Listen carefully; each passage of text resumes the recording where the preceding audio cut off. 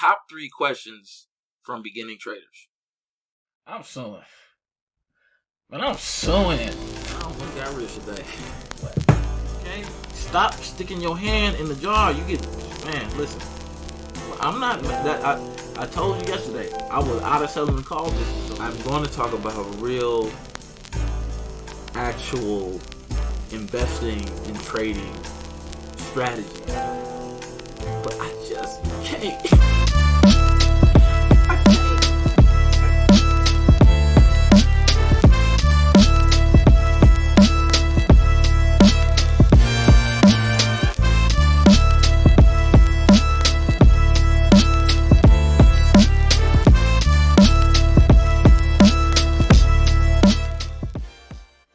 Number 1, what types of securities am I going to trade?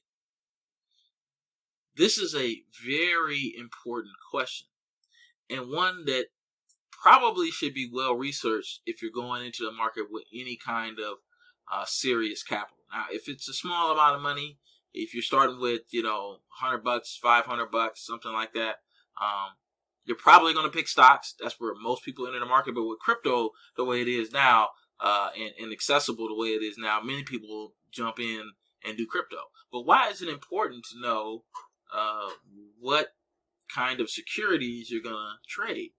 Well, number 1, because it has an impact on the kind of leverage that you can use, right? If you were to choose, let's say, futures, you could trade on much higher leverage than you can if you trade stocks. Same thing is true for options, right? And capital requirements might be higher when it's not a cash transaction like it is for stocks.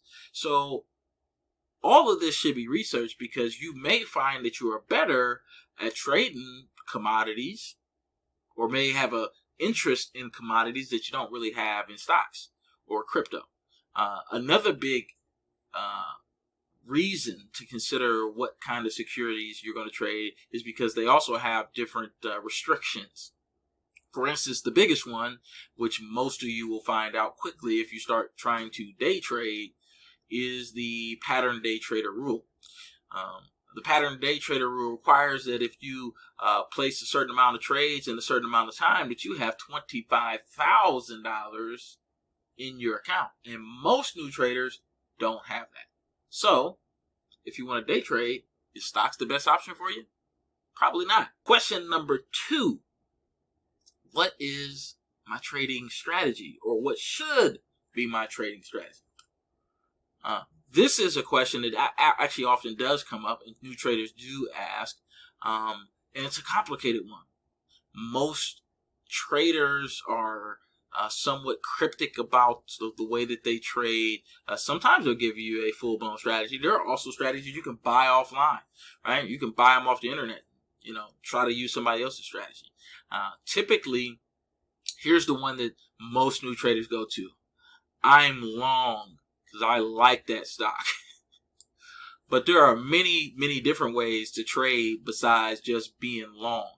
And there's certainly a difference between trading a larger time frame, like maybe you're trading, but you're really buying and holding for a longer time period, maybe a year, 2, 3, 4, I don't know, 6 months. Different kind of approach than it would if you had the idea that I'm going to go into the market and I'm going to trade for 15 minutes and I'm going to take it out. Completely different strategy, but one that certainly needs to be considered. And I would certainly say long is not the only way to play the market. You can also play the market short. You can also play the market neutral, not really caring as much as far as what direction the market goes. And that is really one of my favorite kinds of trades. It became one of my favorite kinds of trades. But I started, like most traders, with stocks and long. But the strategy of how you determine whether you're long or whether you're buying the stock is an important part of being successful and figuring out whether or not you have an edge in the market. So there are lots of technical indicators. As you go through your journey as a new trader, you'll learn about stocks being oversold or overbought, relative strength index, stochastics, all these different things, right? But really, in the market, there's only two things that matter, and that's price and volume.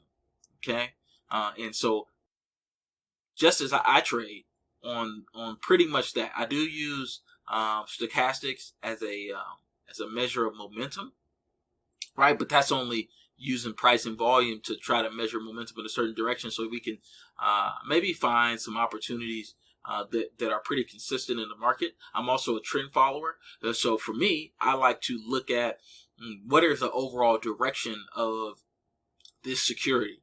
If it's a certain stock, has it been up for 6 months straight? Now, if it's been up for 6 months straight, I'm not a contrarian. I'm a trend follower. So I'm not looking for that saying, oh, it's going down tomorrow. Now, it might go down tomorrow. I mean, I very well could. But I like to go in the direction that the market is moving. And that's been pretty successful for me. So I'm a trend follower who likes to find stocks that are in an overall trend that, bounce to oversold on a shorter time frame, and maybe have an event coming up or something like that could propel them forward. Possibly. I mean, I look at the earnings trade is actually a different kind of trade for me. But really, stocks in an overall uptrend that find themselves oversold in a shorter time frame give me an indication to buy. That's a strategy, and you could certainly use that strategy and make money. So you have to define that strategy rather than in your time frames when you're putting together a successful trading strategy. Third question. This is the one that no new traders ask. How do I manage my risk? I don't think I've ever had a new trader ask me how to manage risk. Very few traders will say, I'm really concerned about losing money. Right? And part of that's because of the arrogance that it takes to be a trader, to even take this on. I mean, to take this on, you have to believe that you're better than other people. This is not a game where everybody wins. People win and people lose. So you have to walk into this thinking, I'm better than other people. However, asking the very important question about how do I manage my risk from the front end will certainly help you along the long road to profit. Should I bet or should I stake a certain percentage of my portfolio, my overall portfolio, on certain trades? I think this is one of the simplest ways to manage risk. For me, it's 1 to 2% of my portfolio I'm willing to risk on one trade.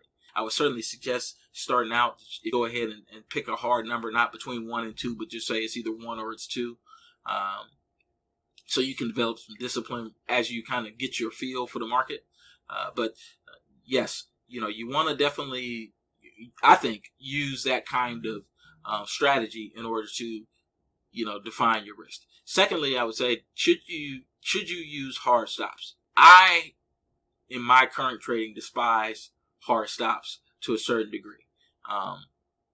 The only time that I trade with hard stops are when the markets or the leverage that I'm using could see a dramatic move that would make me lose much more than 2%, and I can't be there to watch it.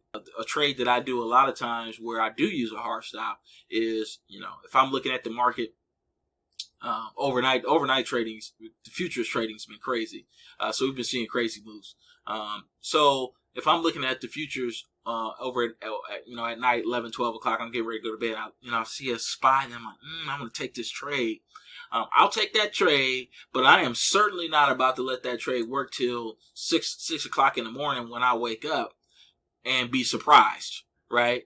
So I'm going to set a hard stop, and I'm going to sleep like a baby, because if I lose the 300 or 400, whatever it is that I staked on that trade, oh well. I mean, I had already accepted that when I put the hard stop in, right? And if not, if we wake up tomorrow and it's still within my range, that trade, we're going to let that trade play out.